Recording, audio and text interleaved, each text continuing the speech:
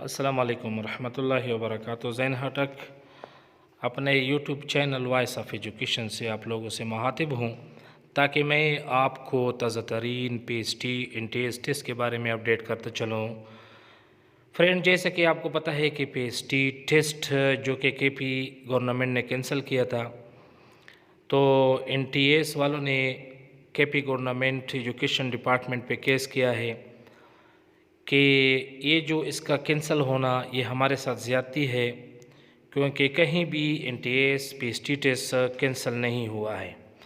तो दोस्तों, आज चूँकि उसका तारीख़ था पेशावर हाई कोर्ट में, तो दोनों वकील जो हैं वो कला यानी एनटीएस का वकील भी और केपी गवर्नमेंट एजुकेशन डिपार्टमेंट के वकील भी हाज़िर थे।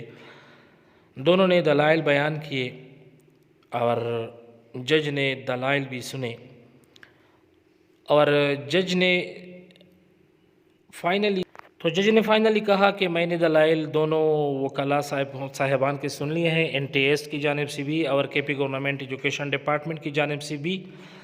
तो जज ने कहा कि इसका फ़ैसला जो है महफूज है और इंशाल्लाह इसको 3 जुलाई पे मैं सुनाऊंगा। तो दोस्तों, उम्मीद तो की जाती है इंशाल्लाह कि पीएचडी टेस्ट इंशाल्लाह कैंसिल होगा और फिर दोबारा रिकंडक्ट होगा। आपकी दुआओं की ज़रूरत है इंशाल्लाह। मैंने पहले भी कहा था और अब भी मैं कहता हूँ इंशाल्लाह कि एनटीएस टेस्ट जो है, जो टाइम से पहले आउट हुआ था और लोगों ने खरीदा था पैसों के ज़रिए, इंशाल्लाह ये दोबारा रिकंडक्ट होगा, दोबारा इंशाल्लाह होगा। आप लोगों हमें भी दुआओं में याद रखें और मेरे यूट्यूब चैनल को सब्सक्राइब करें, लाइक करें।